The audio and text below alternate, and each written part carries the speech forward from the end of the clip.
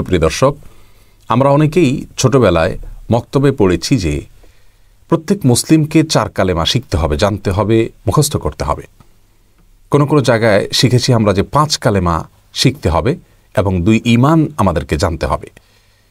তা না হলে আমরা কেউ প্রকৃত মুসলিম হতে পারবো না বা ঈমানদার হতে পারবো না।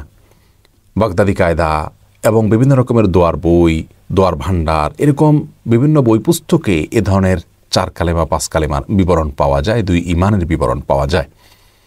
কোরআন হাদিসে আসলেই কি একজন মুসলিমকে এই 4 বা 5 কালেমা পাঠ করা, এই বাক্যগুলো উচ্চারণ করাকে আবশ্যক করা হয়েছে কিনা? এরকম বিষয় কিনা যে কোনো মুসলিম এই 5 কালেমা মুখে উচ্চারণ না করলে তিনি আর মুসলিম হতেই পারবেন না? আজ আমরা সে বিষয়ে জানার চেষ্টা করব ইনশাআল্লাহ তাআলা। তবে শুরুতে জেনে নেই যে সেই 4 অথবা 5 কালেমা বলতে কোন দোয়াগুলোকে বোঝানো হয়ে থাকে বা কোন বাক্যগুলোকে বোঝানো হয়ে থাকে এবং 2 ঈমান বলতে কাকে বোঝানো হয়ে থাকে। কালিমা বলতে বোঝানো হয়, প্রথম কালিমা বলতে কালিমা তয়্যিবাকে বোঝানো হয়, লা ইলাহা ইল্লাল্লাহ মুহাম্মাদুর রাসূলুল্লাহ এটি। আর কালিমা শাহাদা বলতে বোঝানো হয় আশহাদু আল্লা ইলাহা ইল্লাল্লাহ ওয়া আশহাদু আন্না মুহাম্মাদান আবদুহু ওয়া রাসূলুহু এটি কি। এরপরে কালিমায়ে তাওহীদ বলতে আরেকটি কালিমাকে বোঝানো হয়ে থাকে, যেটির ভাষ্য হলো এরকম, লা ইলাহা ইল্লা আন্ত ওয়াহদাকা লা সানিয়া লাক মুহাম্মাদুর রাসূলুল্লাহ ইমামুল মুত্তাকিন রাসূলু রাব্বিল আলামিন। আর কালিমায়ে তামজিদ বলতে আরেকটি কালিমার কথা বলা হয়ে থাকে, যার ভাষ্য হলো এরকম, লা ইলাহা ইল্লা আন্ত নূরান ইয়াহদিল্লাহু লিনূরিহি মান ইয়াশা মুহাম্মাদুর রাসূলুল্লাহ ইমামুল মুরসালিন খাতামুন নবিয়্যিন।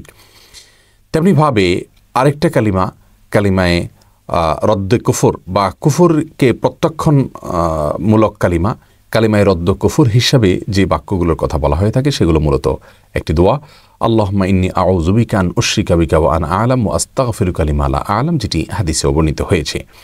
এই যে কালিমায়ে তয়্যিবা, কালিমায়ে শাহাদাত, কালিমায়ে তাওহীদ, কালিমায়ে তামজিদ, তারপরে কালিমায়ে রদ্দে কুফর, এই যে 5টা কালিমার কথা শুনলাম, সেই সাথে ইমানে মুজমাল, ইমানে মুফাসসাল। ইমানে মুজমাল মানে সংক্ষিপ্ত ঈমান, ইমানে মুফাসসাল বলতে বিস্তারিত ঈমান। বিস্তারিত ঈমান বলতে আমানতু বিল্লাহি ওয়া মালাইকাতিহি ওয়া কুতুবিহি ওয়া রাসূলিহি, ঈমানের যে রোকনগুলো আছে সেগুলোর কথা উল্লেখ করে এগুলো আমি আনলাম, অর্থাৎ বিস্তারিতভাবে সব রোকনগুলোর কথা উল্লেখ করে তার প্রতি আমরা যে ঈমান এনেছি সে কথা স্বীকৃতি দেওয়া। এই হলো 4 বা 5 কালিমা এবং 2 ঈমান, ইমানে মুজমাল অর্থাৎ সংক্ষিপ্ত ঈমান এবং ইমানে মুফাসসাল অর্থাৎ বিস্তারিত ঈমানের রোকনগুলোর কথা উল্লেখ করে তারপর তার প্রতি ঈমান আনলাম। এই কথার উল্লেখ রয়েছে যে বাক্যগুলোতে, সেগুলো ইমানে মুফাসসাল বলে পরিচিত। এই বাক্যগুলো উচ্চারণ করা প্রত্যেক মুসলমানের জন্য অবশ্য কর্তব্য কিনা?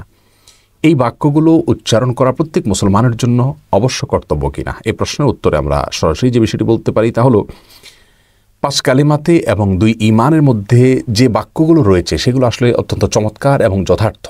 এই বাক্যগুলোর প্রতি বিশ্বাস, এগুলোর প্রতি আমাদের ধারণা থাকতে হবে, তা নাহলে আমরা ঈমানদার হতে পারবো না। কিন্তু এই বাক্যগুলো মুখে আমাদেরকে এইভাবে, এই সিস্টেমে কালিমা তয়্যিবা হিসাবে, কালিমা শাহাদা হিসাবে, তামজিদ, তাওহীদ, রদ্দে কুফর এবং ইমানে মুজমাল মুফাসসাল এরকম ভাগ করে আলাদা আলাদা করে এগুলোকে পাঠ করতে হবে, এমনটি অবশ্য কর্তব্য নয়। কোরআন হাদিসে কোথাও এরকম কোনো নাম এবং এভাবে ভাগ করে দেয়া হয়নি।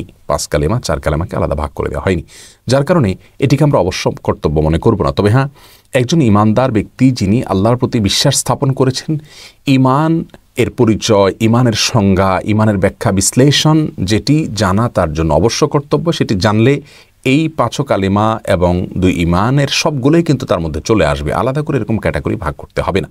অতএব আমরা ঈমান বলতে কি বোঝানো হয়, ঈমান এর ব্যাখ্যা কি, লা ইলাহা ইল্লাল্লাহ এই কালিমাতুত তাওহীদের দাবি কি, এবং কালিমাতুর রিসালা মুহাম্মদুর রাসূলুল্লাহ রাসূল করিম সাল্লাল্লাহু আলাইহি ওয়াসাল্লামকে যেখানে রাসূল হিসেবে স্বীকৃতি দেওয়ার কথা রয়েছে সে বাক্যের দাবি কি, এগুলোর ব্যাখ্যা বিশ্লেষণ যখন আমরা জানবো, ঈমানের রোকন কয়টা সেগুলো যখন জানবো, ঈমান সম্পর্কিত ইলম আমাদের বেসিক এবং মৌলিক ইলম যদি অর্জন হয়ে যায়, তাহলে এই কালিমা, এই ঈমান সবগুলোই কিন্তু অটোমেটিকলি চলে আসবে।